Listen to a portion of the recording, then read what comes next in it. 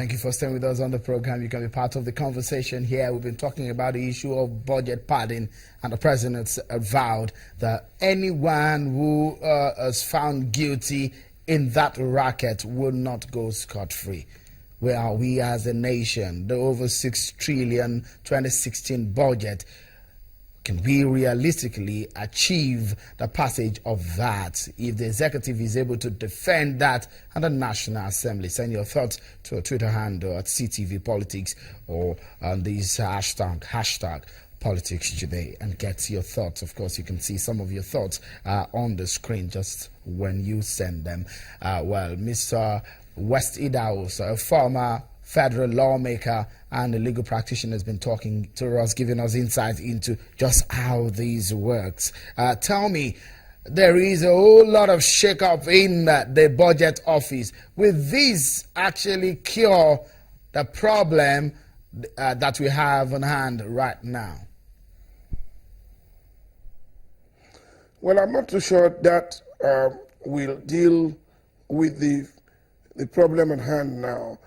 I think that what can ameliorate the problem at hand now is for the National Assembly to do a good job, cross-check these estimates, and ensure that each ministry, parastatal or department justifies the figures that are being paraded before these various committees, and then on the basis of this justification against the expenditure of the previous year for similar items, decide what is appropriate in the circumstances, especially with capital budgets. Now, as for the personnel budget, you do know that that is the real area where the loopholes are available.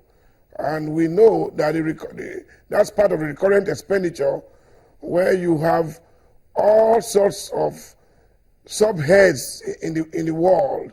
So that again, the National Assembly we need to put on their binoculars to check that very seriously.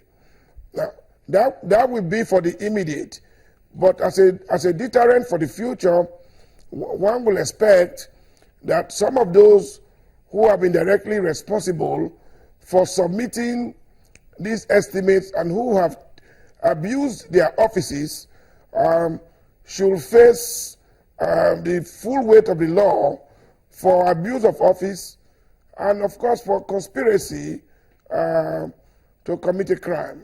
All right, tell me, because of some of these inadequacies that have been found out in the 2016 budget, will this change anything in the total figure that we have? If the budget is truly padded like the president has alluded, would this change anything in the final figure, 6.08 trillion naira budget estimate presented to the National Assembly? Well, it would depend on what more investigations that the National Assembly decides to conduct in addition to the regular budget scrutiny which is going on now. Now, I want to assume that going by the resubmission of the estimates, most of the padding would have been removed. For example, we heard that the personnel budget was padded to the tune of about 3 trillion, and that has now been reduced now to about 168 billion, and a number of other items that have been drastically reduced.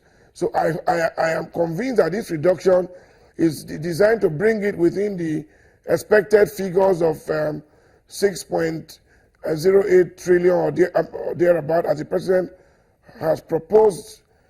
So I am not looking to see any drastic reduction in that figure unless the parliament finds additional padding after thorough scrutiny of the budget that they are working with at the moment. Thank you so much, Honorable Wesley Idahosa, a former federal lawmaker and a legal practitioner, giving us insight into the issues of budget as relating to the executive and the lawmakers' relationship. Well, let's get some other insights now into the issue of Anambra PDP leadership crisis and how the Supreme Court judgment will be panned. It's somewhat a stalemate as we have it now. But what is INEC saying about this matter when the Supreme Court says it will not interpret or review his own judgment? Let's hear from INEC right now, shall we? Mr. Oluwole Osazi Uzi is the Director of Publicity and Voter Education at INEC. He joins us on the telephone now.